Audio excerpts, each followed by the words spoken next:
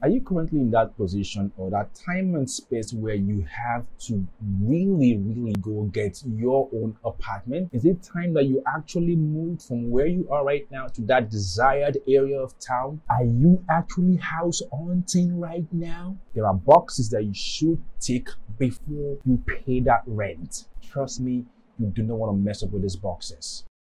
With that, I say a big welcome to you out there for this great moment for us to be together. Welcome to the dashboard. My name is OJ Aito, and if this happens to be your first time on this channel, I want to appreciate you for stopping by, and I want to urge you to press the subscribe button and also the bell so that you could just be a full-fledged member of this channel. And for old timers, how far now? How na day? How many okay? Sheko wale? Kudos okay? I'm begging.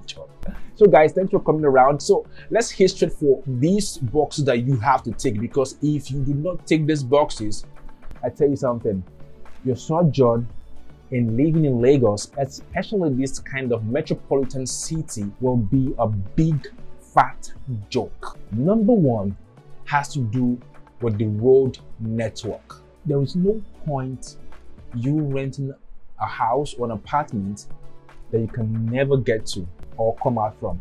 If it's a bad road, if flying through that road every single day will be worth it for your health, for your car's health, and for your family and friends who would want to visit. Think about it. Why would you want to get such house when you cannot access it easily? And we have many of such areas in this city. Road channel and network is key to getting something that will last you for a while. Next box you have to tick is being able to tell or know if the area is flood prone. I'm not going to call any names right now because that's not the intention of this particular episode. But you might never know how flood prone an area is if you happen to be searching during the dry season. You want to be careful that you're not exactly searching for an apartment in an ideal situation, because in the real sense, if everything is so ideal, then there's a problem somewhere, especially if it's in Lagos.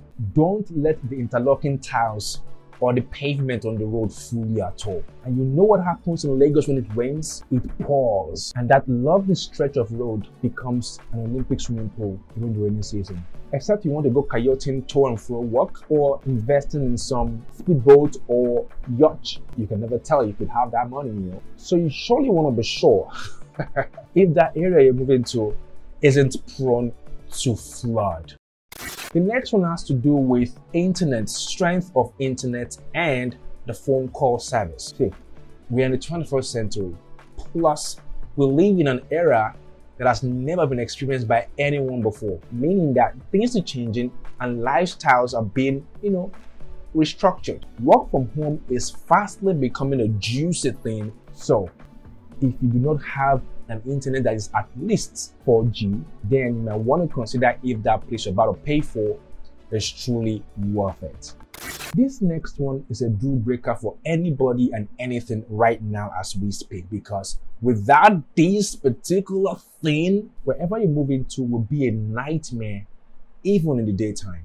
And it is the availability of a prepaid meter for measuring your power consumption. Without this, you are in soup. In fact, you are dead meat. The presence of a prepaid meter in that apartment will save you from many hassle. It will keep you away from a certain devil that cannot be mentioned right here in front of the camera. Not having a prepaid meter will not just give you atmospheric pressure, it will also give you high blood pressure.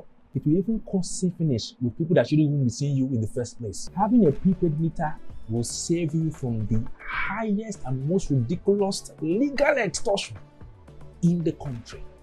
The next box you should tick is that of security. What's the point having to pay for an apartment or living in an apartment where you can hardly sleep at night and where you can hardly be sure of the safety of your goods when you're not around? You have to know the history of the security of that area.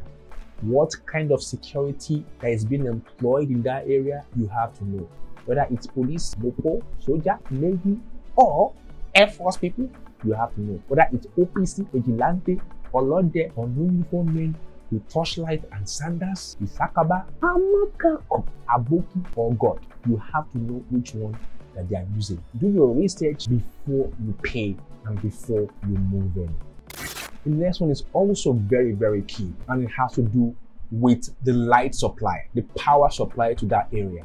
You have to know how good the power supply is. Is it 24/7 supply? Is it 8-hour per day supply? Is it 1 day on, 2 day off supply? Or is it just perpetual darkness? Is it a place where every 2 weeks they're always coming to steal the transformer?